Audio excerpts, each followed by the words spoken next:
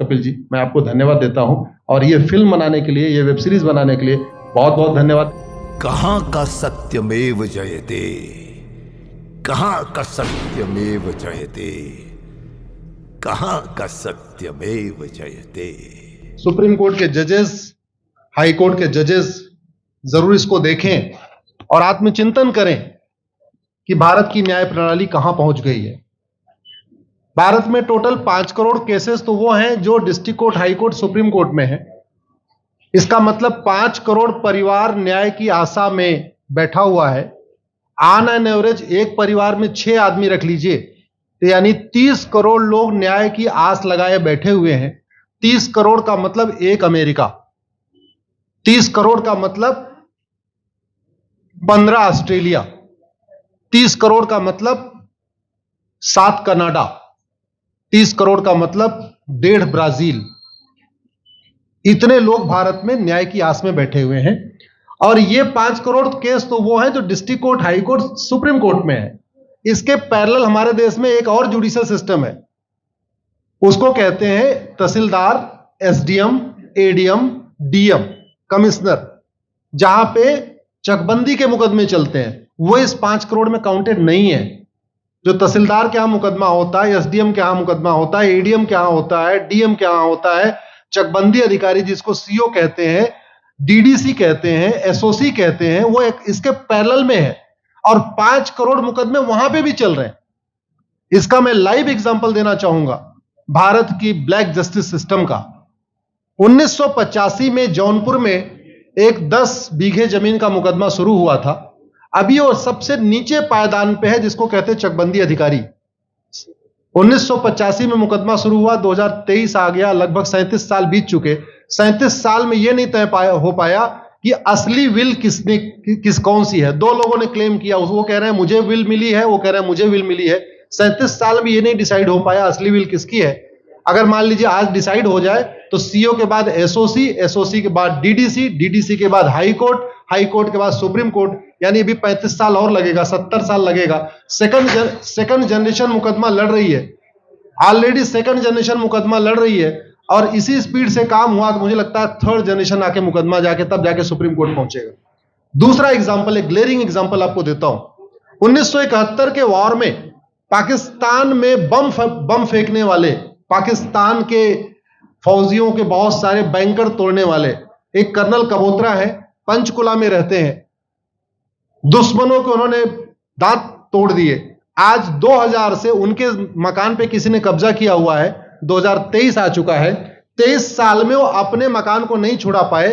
अभी मामला पंचकुला की डिस्ट्रिक्ट कोर्ट में है, उसके बाद चंडीगढ़ हाई कोर्ट जाएगा, फिर सुप्रीम कोर्ट जाएगा। तो 23 साल में वो सबसे नीचे पायदान पे है।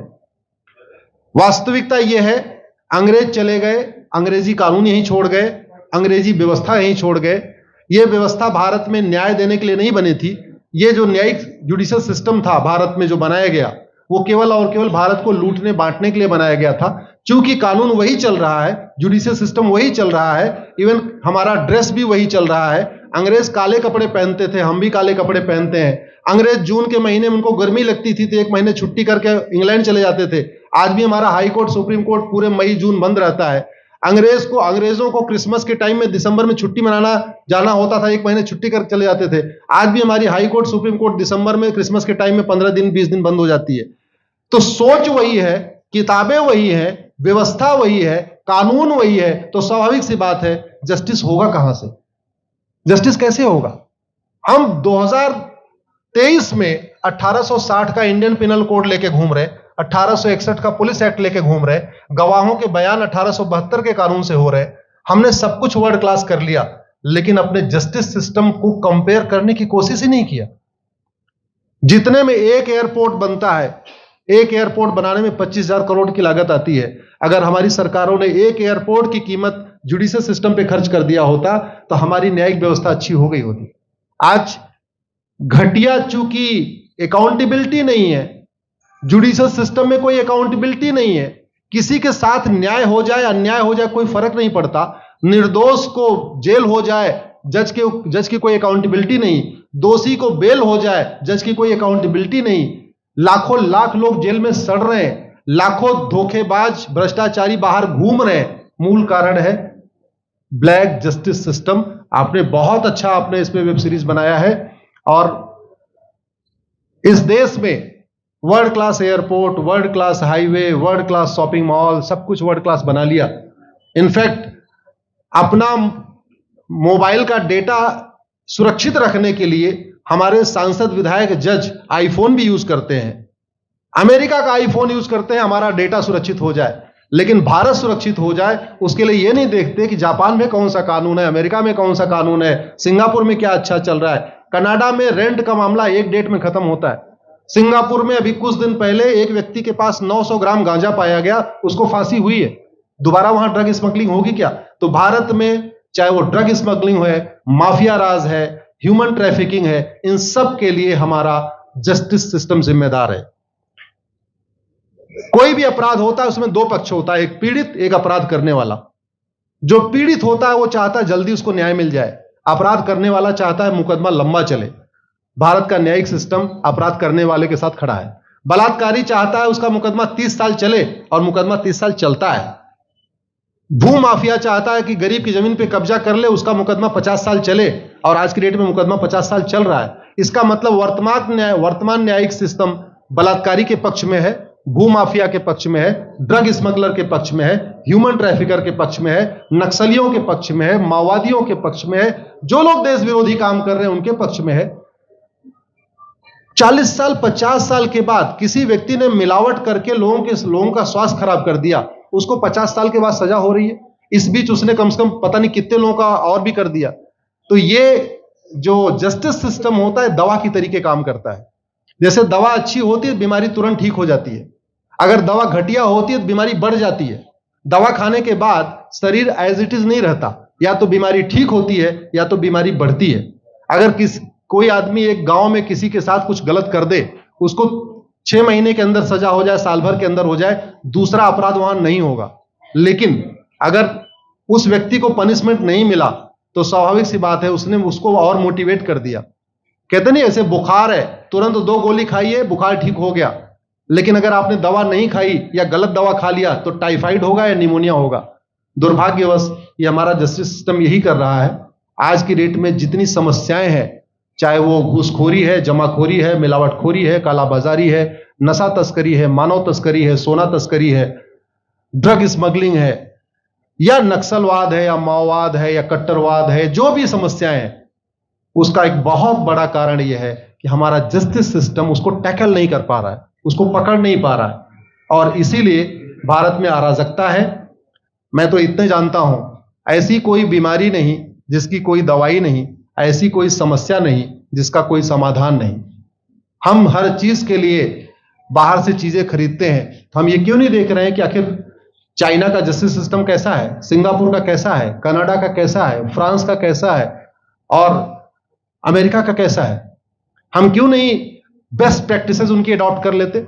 दुनिया के कई देशों ने नार्को पॉलीग्राफ ब्रेन मैपिंग कानून बना दिया।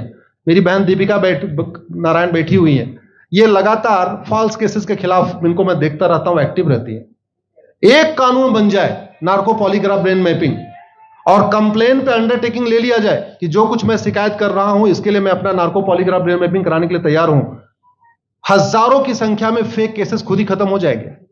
आज की डेट में लोग जुडिशरी की लापरवाही के साथ साथ फर्जी केस से परेशान है, फर्जी गवाही से परेशान है, फर्जी एफआईआर से परेशान है, हजारों परिवार परेशान है।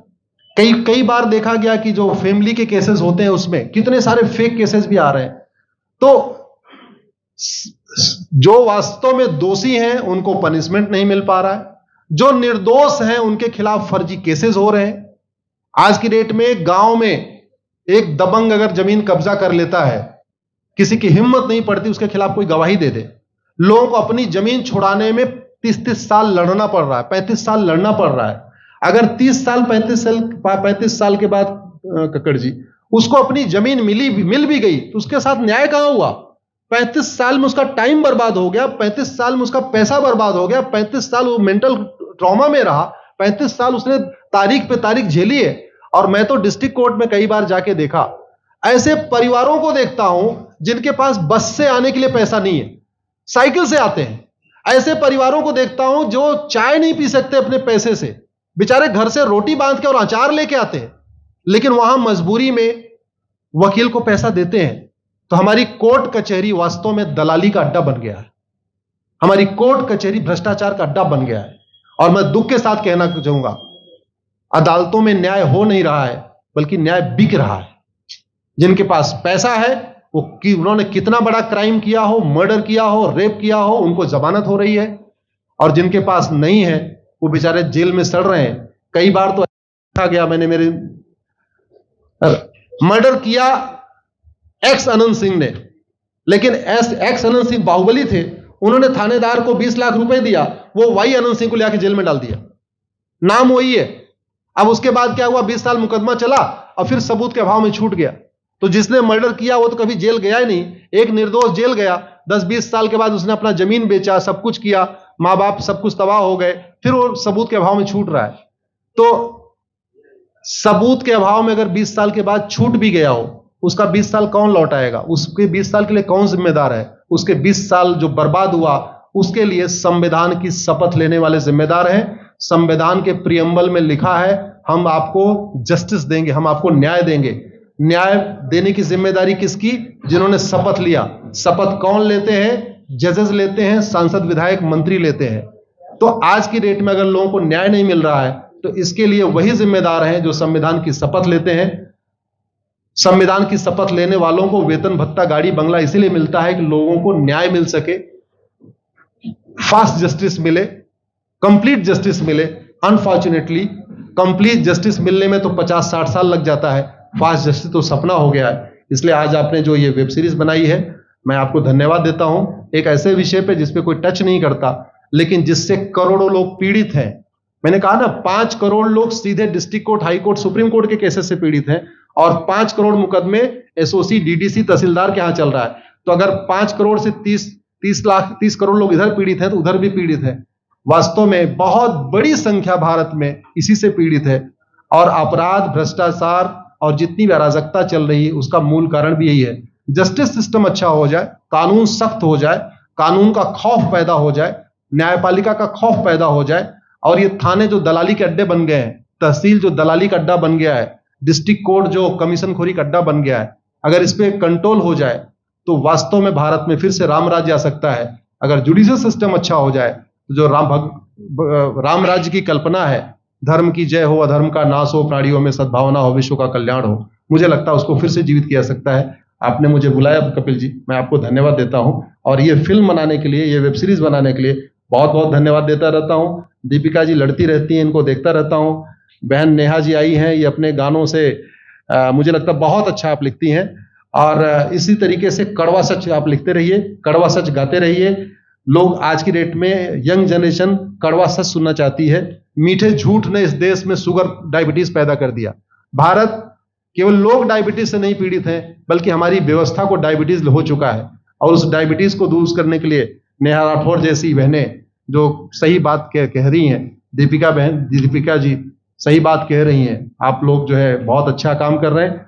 और आपने, कक्कड़ साहब, आपने बनाया वेब सीरीज, आपको विशेष आभार, धन्यवाद देता हूं। यही निवेदन करता हूं, इस वेब सीरीज को ज्यादा से ज्यादा देखें। और खास तौर पे अगर आपके जानने वाले कोई जज हैं, कोई आईएएस हैं, कोई आईपीएस हैं, मंत्री, सांसद, विधायक हैं, उनको भी एक बार फोन करके, व्हाट्सएप करके एक बार कहिए कि वो भी इसको जरूर देखें। क्योंकि अल्टीमेटली न्यायिक व्यवस्था बदलने की जिम्मेदारी उन्हीं की है जिनको वेतन, भत्ता, गाड़ी, बंगला, free air ticket, free rail ticket और वीआईपी व्यवस्था मिलती है। ये व्यवस्था उन्हीं को बदलनी है। जय हिंद, धन्यवाद।